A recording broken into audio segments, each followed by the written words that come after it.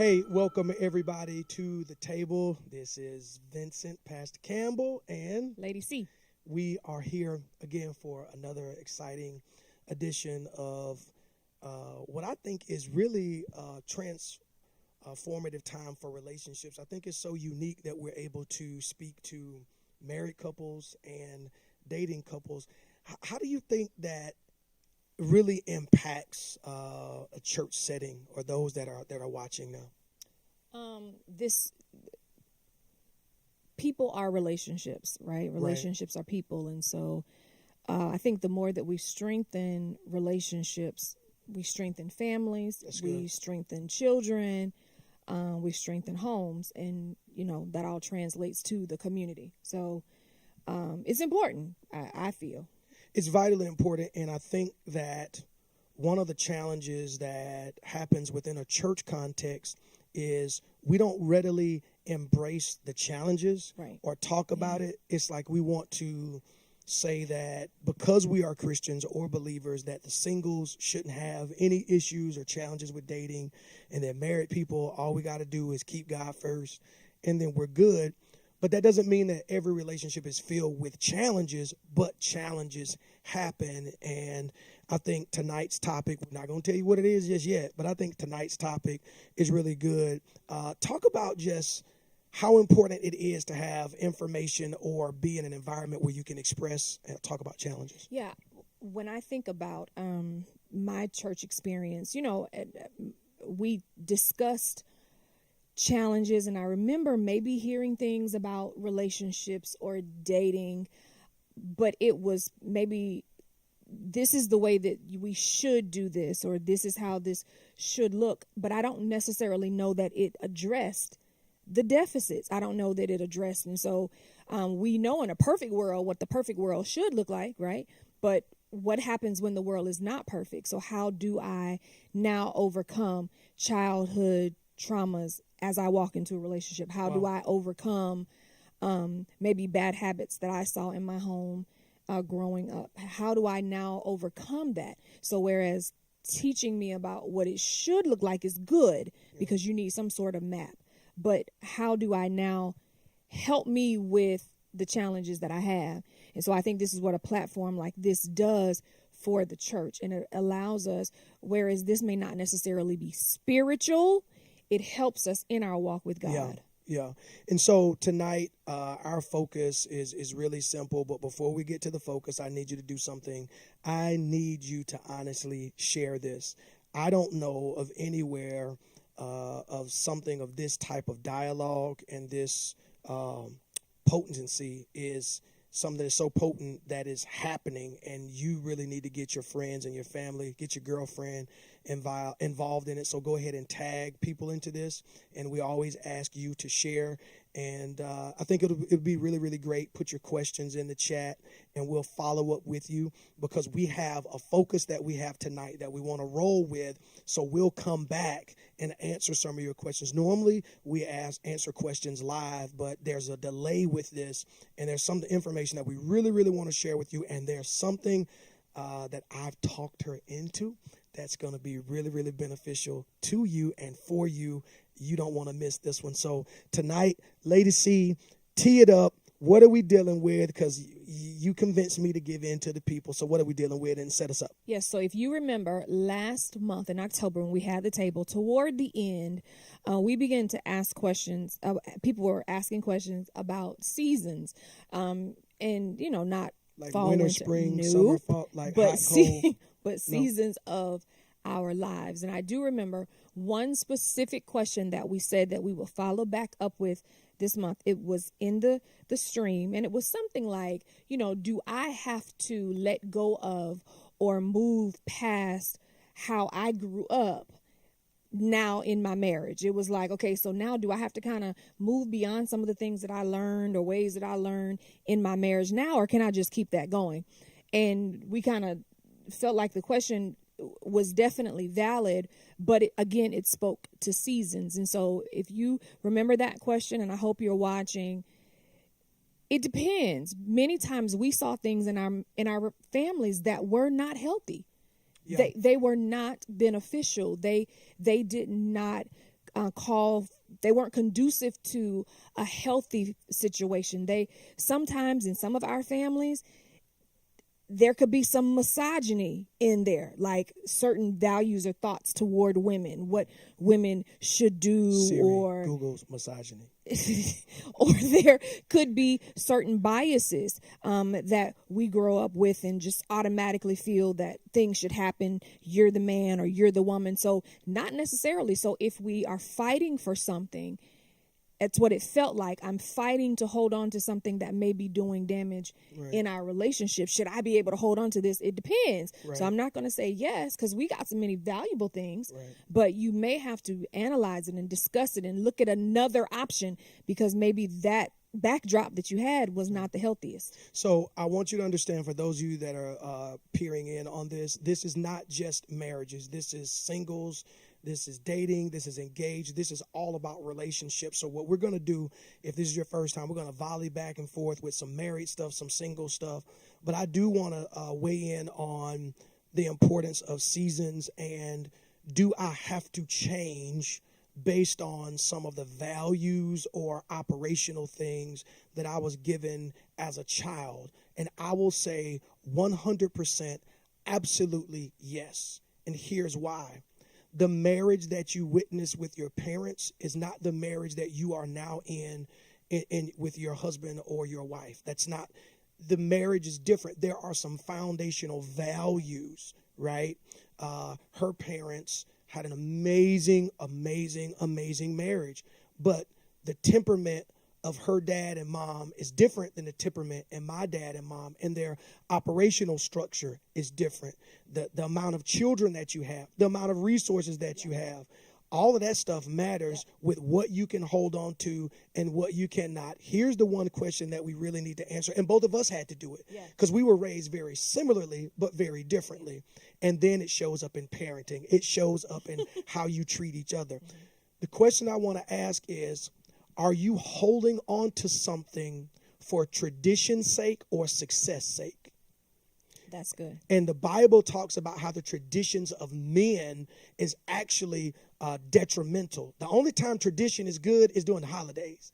Like, don't mess up the potato salad. That's our tradition. Don't mess up the potato pies. Don't become an experimenter during this time. But when it comes to a relationship, or marriage especially, there are some things that you will have to let go because it's not extremely successful for the life that you currently live in this day, in this time, in this dispensation.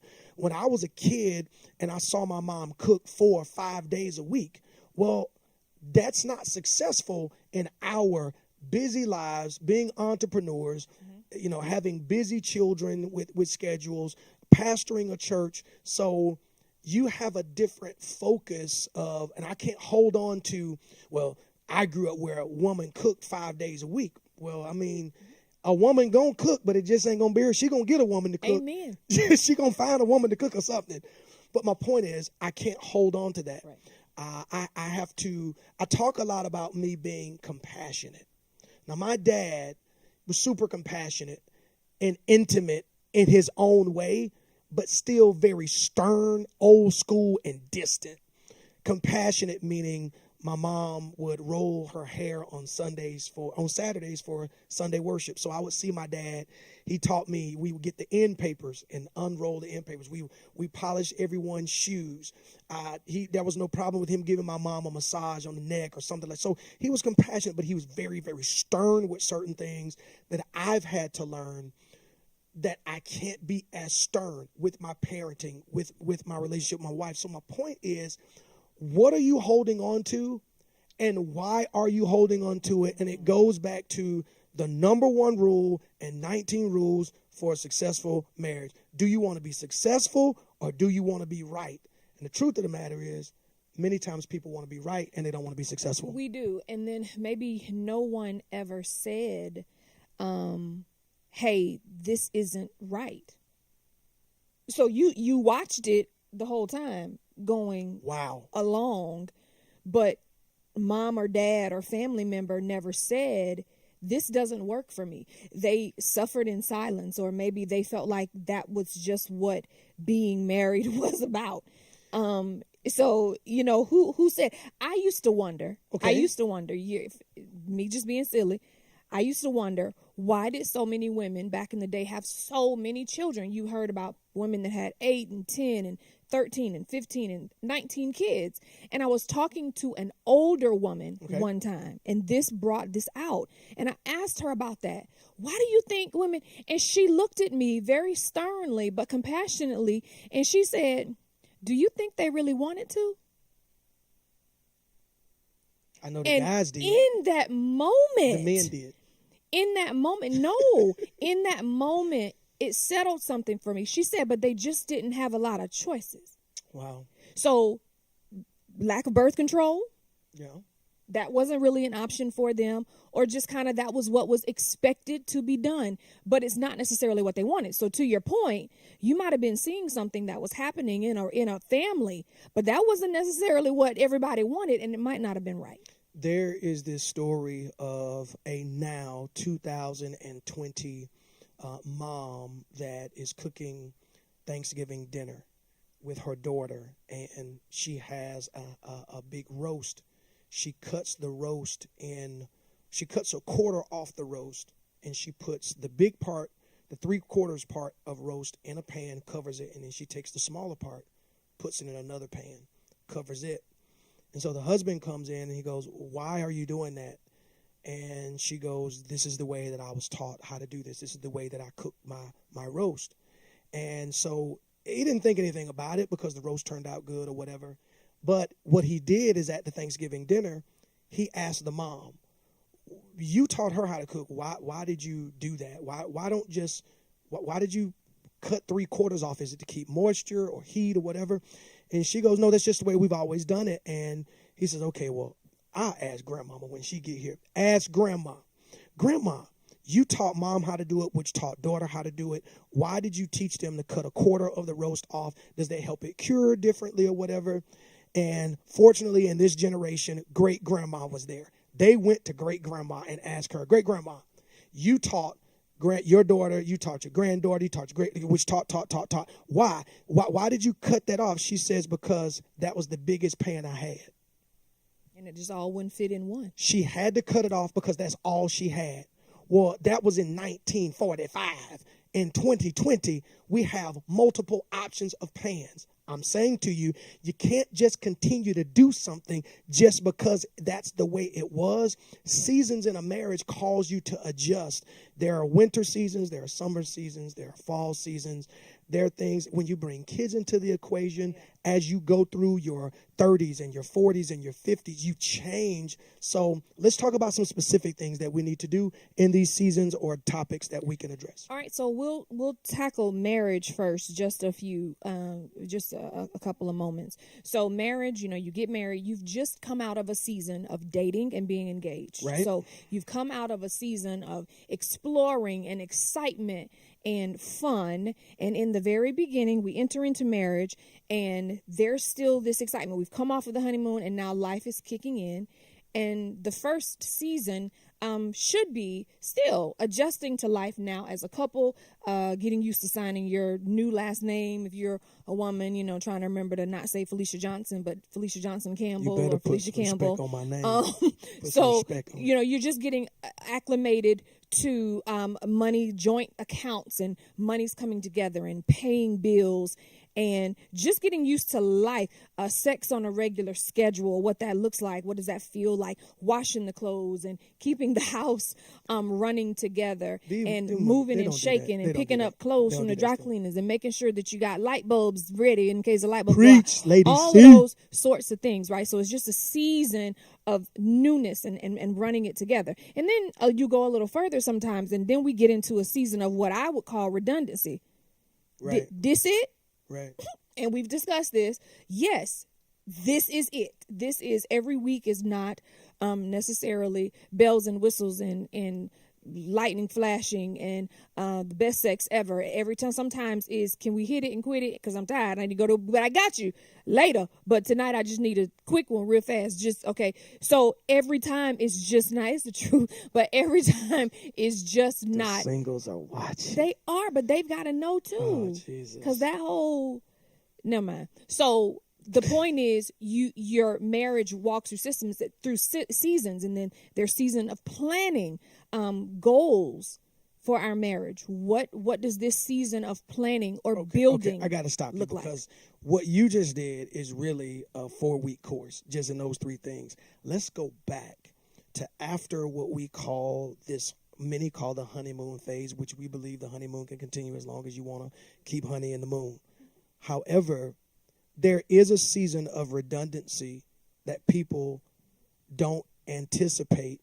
I'm going to explain that season, and I want you to give us a couple things that we can do to embrace that season, because you have some people that have been married 15, 20 years, but still have not embraced that season of redundancy.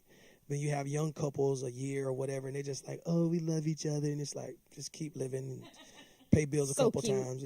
We hate y'all. But anyway, it's Monday, green beans. It's Tuesday, choir rehearsal or whatever. It's Wednesday, drop the kids off at jazz practice. Probably don't have kids yet. Or it's Thursday, it's, watch Jeopardy. It's Friday, Netflix. Is Saturday, wash the car. Is Sunday, go to church. It's Monday again, back to the same thing. And you do this cycle over and over and over.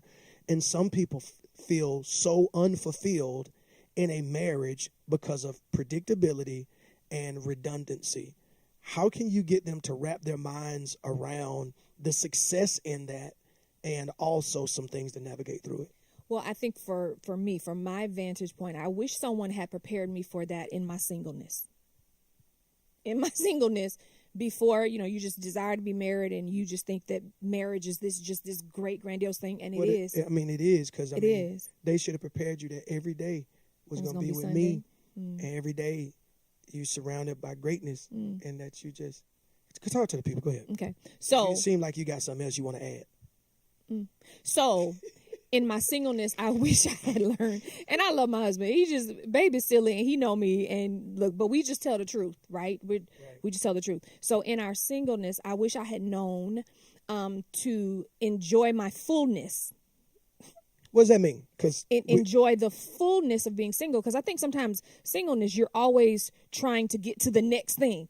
Like your singleness is not enough. Good. And had I really, and I tell people all the time, I didn't do single right. I didn't do it right. Because I think the whole time I was single, I was reaching and grasping for the relationship that so marriage. And so then I get here and I'm like, hey, what happened to all that excitement that I was supposed to be? Oh, you were supposed to do that when you were single. Oh. That's one of the modules, like the singles VIP course that I created that people are going through now. I talk about the moment. Embracing now. And some people don't know how to be successful in now. It's kind of like the baby that's supposed to be crawling but that wants to try to walk but's not strong enough yet. And then the little kid, the little tyke that wants to take the training wheels off, and you're like, you can't do that yet. It's the teenage girl that wants to be 20, and it's like, baby, just be 12. And then when you're 15, I can't wait till I get grown. And then you get grown and you realize, I wish I was a child, because grown come with bills. We're always wanting to be ahead of where we are versus embracing the beauty of where we are. Help some women embrace where they are in your single state, and then I'm going to help some fellas embrace where you are. Yeah, so for we're single, so we've backed up from dating. We backed up from marriage, and so now let me prepare for marriage. In my preparation, I am working on myself. I am being mentored that's a good one. Have found a pattern of success through God that, yes, that is what I desire to look like. I am planning my life. My life is not being planned once I found someone. But what if I plan all of this and then I meet this person? Do I have to alter my plans or stick with my plans? I think you stick with your plans until the relationship mandates you make adjustments. But for the time being, no.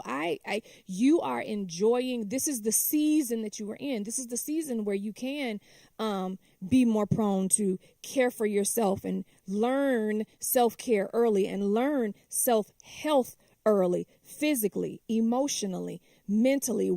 I'm an adult now. Where are some unhealthy habits and patterns that are happening in my life that I may need to go back and address? Am I learning to forgive quickly? Because in marriage, boo, you got to forgive quickly. And in my Right. singleness, if I haven't learned that I can hold a grudge or that I can be mean and spiteful, I will take those things Wow. over into my marriage. And so that season of singleness is very important to the success, even in dating, because you take you into dating. And so if you're spiteful and aggy and all these other things in your single season, and you take that into dating, dating is not going to be fun. Or if your self-esteem is really low and you take that into Wow. dating, you're going to be mistreated.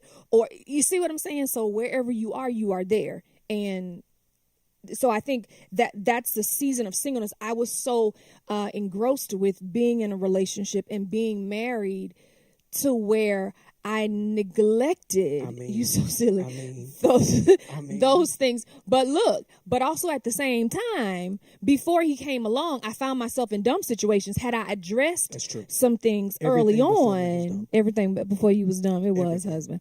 It was, because like when I found that panty liner in that trash can, I knew that was a panty liner in the trash can. It wasn't. It wasn't. This was before Pastor. She didn't know me. But listen to me. But see, had I addressed, ooh, Pastor, you no, it wasn't him. But listen, had I addressed and not been afraid of confrontation, had I not been low in self-esteem to realize and be able to say, whoa, something not going, and gullible to where I let you lie to me, and I know it's a lie, and keep going and ultimately get blown up a little later. Well, I mean, see, it's these kinds of things in our season of singleness and building. I'm able to address some things in me before I fall over into dating, and before I fall over into a committed relationship, fall over into engagement, and then fall over into marriage. That is absolutely awesome. You need to go re-listen to that, because she just gave single ladies really the game on how to be successful as a single woman, and also how that translates into a marriage. Because I've seen some people be successfully single and struggle in relationship. It's because some of the things that they've brought into their singleness didn't translate well into marriage. And in marriage, when your original question to me was in reference to that redundant season, or that season where we're kind of trying to figure out what's going on here, there were things left unfulfilled that maybe I can't just run off and have girl trips with my girlfriends now, even though I desire that, and you give me space for those times, but they're not as often as maybe I would have liked. Well, Felicia, why didn't you do that when you were younger? Because you didn't have any money, because you didn't have a plan, and you didn't save for your girl trip vacations while you were single, so you could say, yes, we've been here and we went there and we've done this and we've done that. And so when you look back at your marriage, your marital life, and you're still desiring those things before you got married, it's like I didn't single right. So now you envy or have animosity towards your husband because you feel like you want to do these things, and he's like, our budget says no, and you need to be at home and be a wife. I think it's absolutely phenomenal. I would say only one thing to the single guy of how you embrace this season: learn how to communicate vision. You have to learn in your single state how to communicate. You're going to learn from two things: mistakes or mentors. Get you a mentor if you do not know how to communicate or develop vision. God gives you vision. Women want to follow vision. They don't want to follow aspirations. You can't follow an aspiration. You have to follow a vision, a well thought out, cognitive, communicated plan that may not have all the details. That's where they come in, where they can find their space to help pick and choose where they support you in the vision that you're trying to get to. But if you don't have a vision, then you're going to end up with aversion.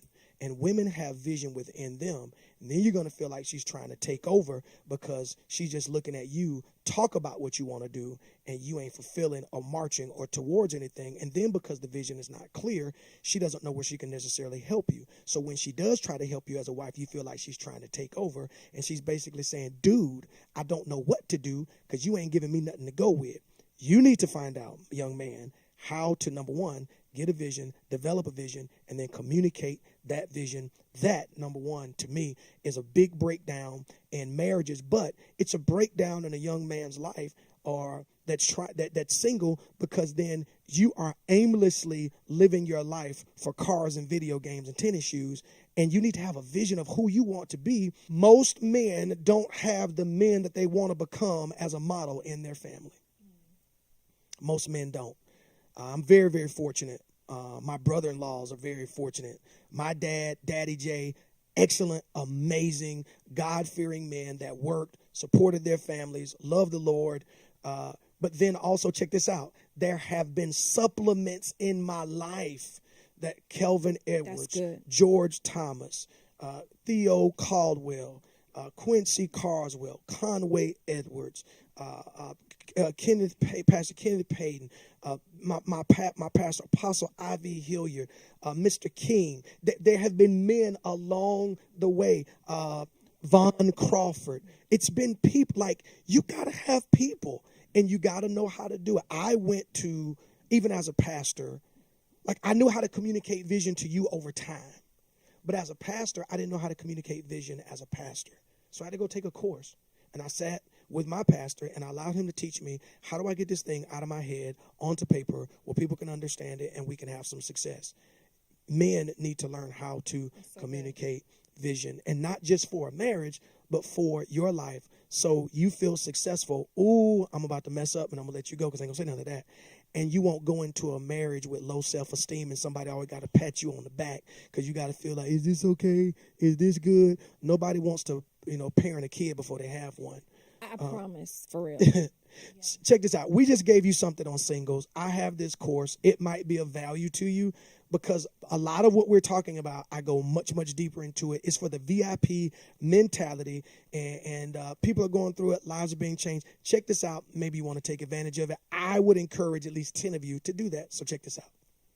Hey, this is Pastor Vincent Campbell of the Faith Center, and I want you to lean in for the next moment so you can gain insight to the things that I want to share with you. Have you ever asked yourself about dating?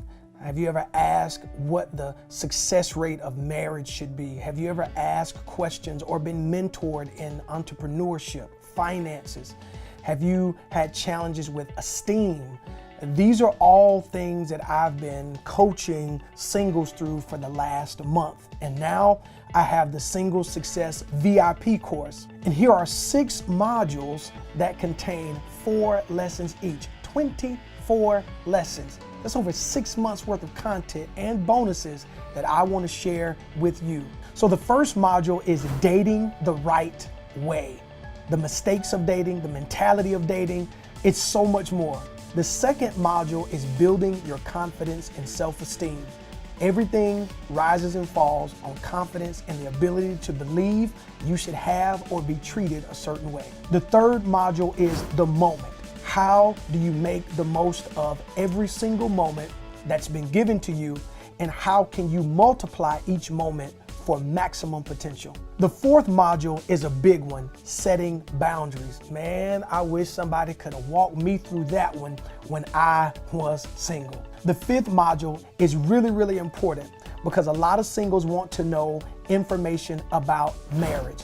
I will give you a crash course on how to have a successful marriage. And the sixth module is one that's still under construction. It's so potent that you'll just have to log on and get the information to see exactly what it is. My life is benefited because I've had people coach me along the way.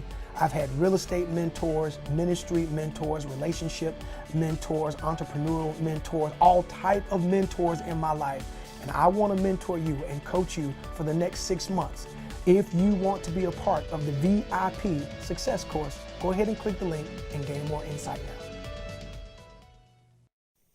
All right, so now there's a link there. You can click on that link. It'll give you all the detailed information that's happening. I have a private Facebook group. We get in there, we chat it up and do some things, and we're just helping singles live their best single life. It's not just about dating. It's about your mental part, your financial part. I'll give you some stuff to prep you on marriage. Just click on it, look at the website, and it's full of information. So now What do you got? I want to go a little further with singles, and then we'll come back to marriage. Let's move further into our single life, okay? Yep. So maybe now we're in career. Okay. Maybe now we purchase maybe a home. Maybe that goes back to we're your plan. That goes back to your plan. Absolutely. So we are walking through this. Maybe now we're in a season to where you realize, hey, I maybe don't necessarily want to be married. I've moved along in life. I'm settled in who I am, and I'm established, and I'm ready to keep going. And so we're looking at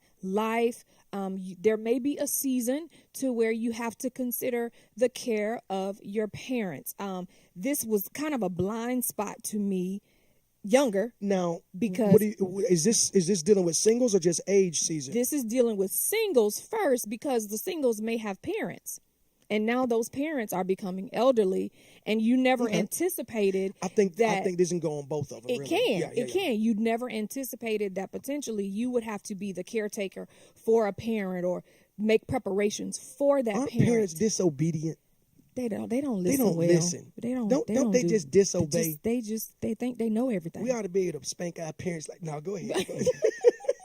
You just be like, but you don't know everything, but they think they do. So you just be like, they do it's just in the amazing. eyes of the Lord, but they don't. And listen. so there may be a season to where you may have to be caretaker or take over arrangements, or even if you're not physically caring for them, you may have to see about them. And that's sometimes in a season you didn't see coming. I didn't see the season coming. When you're 20, you're like, whatever, it's just mom and daddy.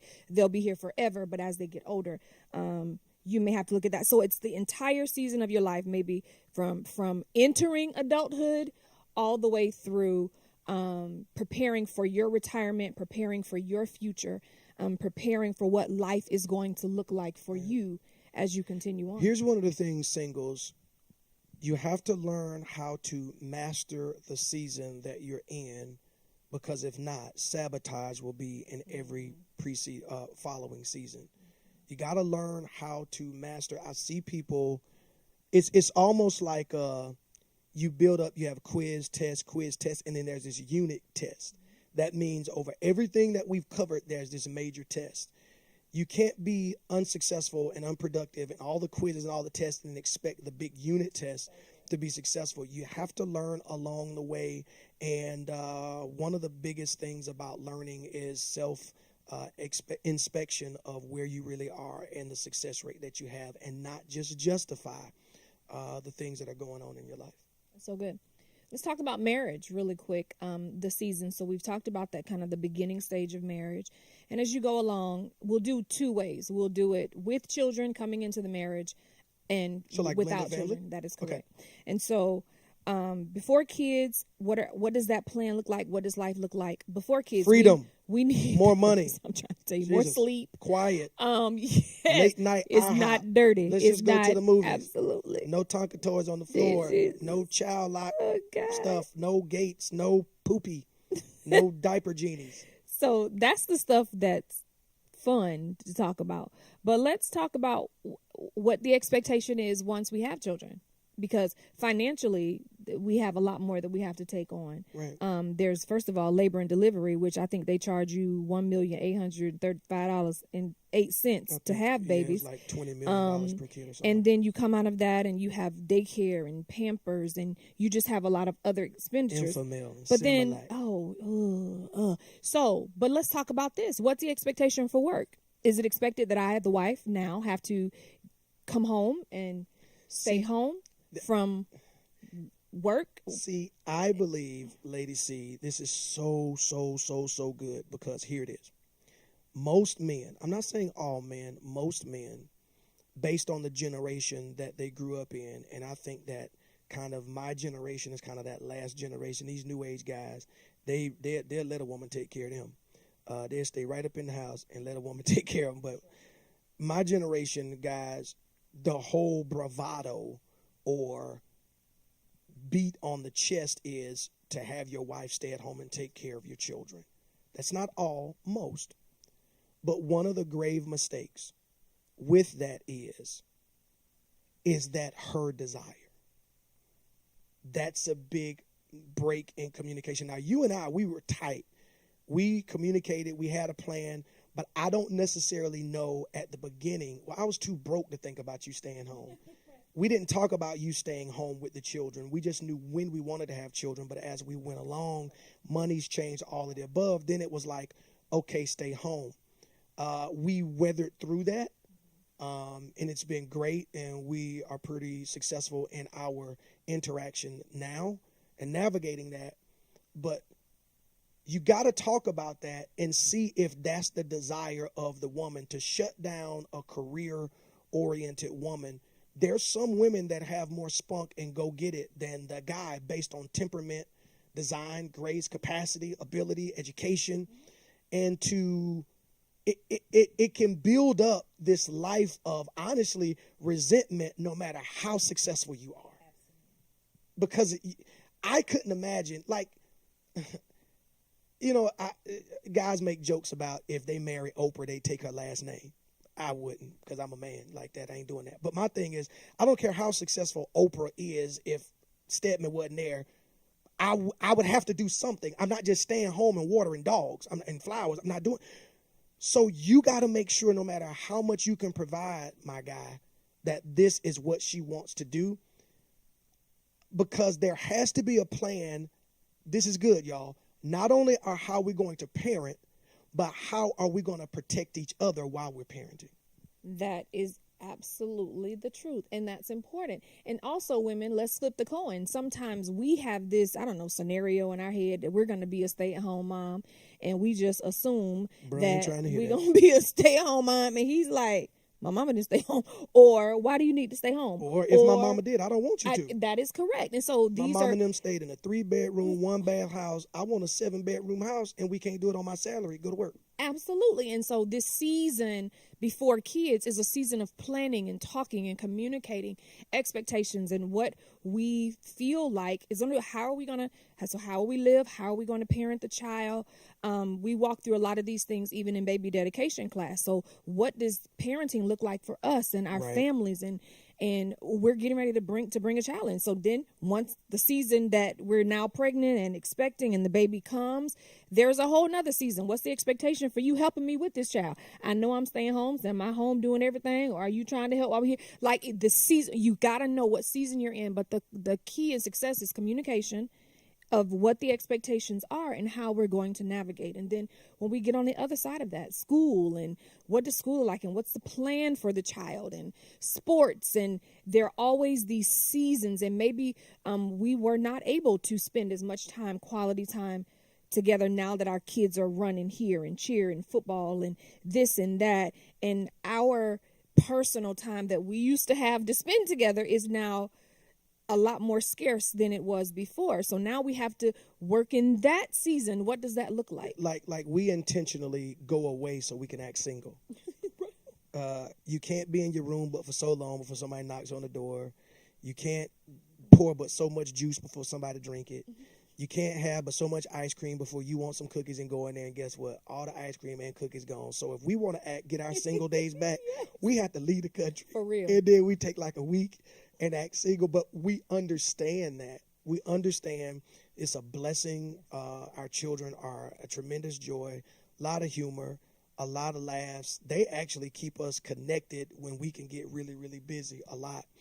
But you have to understand where you are and operate within that, and don't window shop the season of another person's life. Please don't. One of the things that we were able to do in a great way is, I always say, we run our own race. We'll look in your lane, we'll celebrate what you're doing, but we're going to run our race. And some people try to do things outside of the season that they are in, and really it breeds this, I don't know why the word animosity comes in. That's the right word. Because it's not that you're mad with yourself. You're mad with the person that you're connected to because you're tricked to believe they're the reason that you can't be fulfilled. Right. Yeah. Yeah. And it's important. So this is why there is so much work that has to be done on the single end, on that front end, so that you are healthy, whole, and complete. You know, that thing we say when you come into marriage. Let's talk about this with children coming into a season of marriage now. We have blended families. And what does that look like? And how do we parent? How is the new parent addressed? And that's what I said, parent. How is the new parent that is now marrying into that single mom or dad with child? How is the new parent coming in? How is the child addressed in this relationship? What are the expectations and boundaries for the other parent within that? This is a season of getting connected and understanding our new normal and our new blend, and how are we going to make everybody know that everybody's supposed to be there. Everybody is supposed to be in this new family. You do your family a great disservice only focusing on your passion for the individual. Blended families have to plan harder than two individuals, because you have a lot of different dynamics. You have, number one, are you over, if you were married and conceived your children, are you over your last relationship? Not only that, you have the parents or the biological parents of those children. How is that going to be impacted with this new guy or new lady? Then you have, like Lady C is saying, the rules and regulations of how we don't operate our house off rules. You better get you some rules and some regulations. Them can't be your children when it come time for him to provide, but they're everybody's children when it come time for him to pay, but they're your children when it come for discipline. It's vice versa. You guys have to really, really plan, and I have seen so many blended families in the church do themselves and those children and the parents of the children a disservice by only focusing on they are physically attracted to each other and they want to spend their lives with each other. I've never said this, but you have to understand this. A person might be good for you, but they're the wrong person for your family. The guy might be into you, but he ain't into your kids. You don't want your kids to be neglected by somebody that. Then you might have a guy that's just fantasized. He always want a family, but he don't really want you. He just like your little kids. He's like you got. Then you have a woman. She's sold out. She's a go-getter when it comes to her kids. But then when it's blended family, now she got 3 more miles. Is she going? It's a lot, y'all. It is. It's a lot. So those seasons, and what is that season of setup? And I think if we can take the time to set up each season. What season am I in? And what is the setup to be successful in this season in order to get to the next step? And then lastly, the last thing that I have in marriage, again, let's talk about caring for those older parents, because there are situations to where we're married and now maybe only mom is left or maybe only dad is left and they're older now. And so now we as a married couple need to discuss. It's not, well, my mama just coming to live with us. Well, if you want turmoil, you can do it that way. But if you want to have a successful marriage, right, then you need to have a plan and a conversation. What is that plan? What does that agreement look like as we care for our said parents? Do they come with us? And then what does that look like? Or do we make arrangements for them? And financially, how is that burden bared? This is another season, right? Because if we have to deal with. If the mom has hated the daughter-in-law all her life, and then you talking about you moving her in. Yeah. You better stay there because she's going to be, you better be there every day. It can be something. Or either it's going to cost $800 for my mama to be in this particular, assisted living home or home. You don't have the resources. It's like, where exactly do you think that money is coming from? And so we have to address every single season of our life. And then plan your financial, for every season, plan financially to make sure. And there are a lot of resources out there to assist you with financial planning to make sure, whether it's college that now we got to start thinking about, or cars, vehicles, or what. It's so much. Yeah. I'm really excited to share this with you. I said earlier that we had something that I was going to let you know. I've seen how the challenge in this time has been on relationships and marriages specifically. And we've even been transparent and say we had a few little boxing matches that we won the victory through. And so I'm the one that's really vocal about marriage. She does this with the table. When it comes to like courses and stuff like that, she really ain't about that life. But we've talked and we both share same passion. And we're going to develop a course for about 6 weeks for marriages that we're going to start talking about. And you got to invest in your marriage. What we're offering is cheaper than divorce. It's cheaper than the heartache that it could cause you to go through an unfulfilled marriage. And I need couples to understand a lot of these problems you don't pray away, you participate and you plan away. And so I want you all to be on the horizon, looking out on the horizon for this course that we have. It's going to be a whole lot of freebies, our book. We're going to have some private, just like we're doing this right here. Now, you're going to be able to do private, like 6 sessions with us. It's going to be really, really good. I'm just kind of putting it out there. Do you think that people really need to connect with us so we can help them in their marriage? I do. We, Babe and I are not the kind of people that just want people to follow us just to follow us. But we do know that what we're graced for is this, and God gives us direction and insight. And then we're just honest. Yeah. Like, we're not perfect, but we're honest. And but in your honesty, God can do something with that. And I think that's why many couples are attracted to our marriage, because we can walk in transparency. We can walk in honesty, because you can't change something that you won't be honest about. And we're relevant. Yeah. Yeah, we are. Yeah, I mean, we're actually helping couples like be successful in today. So who is this for? This is for couples that really, really need some spunk. A lot of couples have lost passion. They've lost intimacy. We're going to show you how to get the intimacy back in your life. We're going to show you how to rebuild the trust in your life. That's not intimacy. I don't know what that is. But we're going to show you how to get the trust back into your life, the communication lines flowing. And I'm telling you, be on the lookout. You need to invest in this for the success of your marriage. And I just know it's going to be great, and we can't wait to connect with you. We're only going to do a certain amount of couples, and then we take it away. This is not a sales pitch. This is the truth. And then we're taking it away for an entire calendar year. And we're going to pre-sell it. You don't want to be left out of this. And I believe it's going to be this on steroids, because we can say some stuff and give you some more insight and really, really dig in and be bullseye specific on things. So can't wait to connect with you. Those of you, the singles that are rocking that course, awesome. Marriages, we didn't leave you out.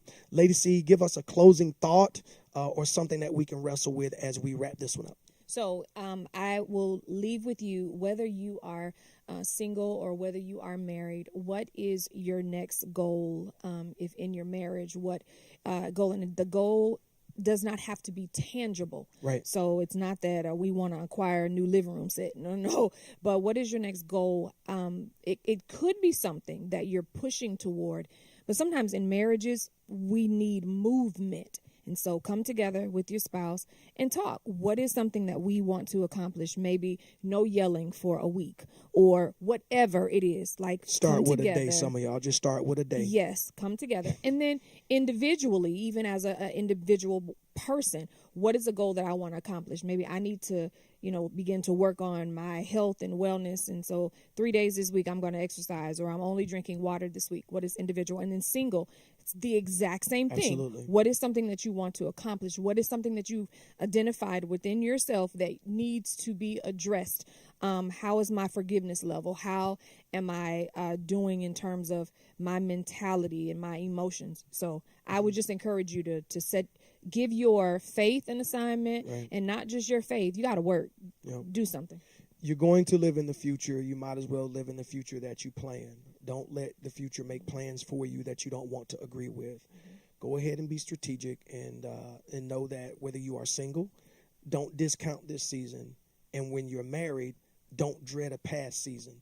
Embrace the season that you are in and do the work that's necessary. And once you learn how to do it, you become so fulfilled. It's like, the summer, even though it's hot, there's a way to really, really enjoy it. The winter, it's freezing cold. There's a way to enjoy it. There's a way to find the sweet spot of every season that you are in, whether you're single, engaged, divorced, married, with children, without children, in between jobs. There is a sweet spot in every season, and we just pray for where you are that you find that sweet spot. Do us a favor before you go.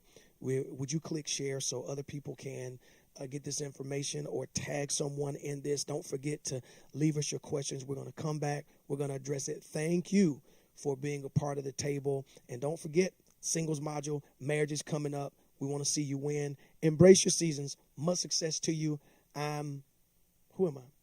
Pastor Vincent Campbell. Pastor Vincent Campbell. And you is? Felicia Campbell. You cute too, man. Like, for real, I'm loving the braids and the little up stuff. And we got to go. We talk to y'all later. Bye.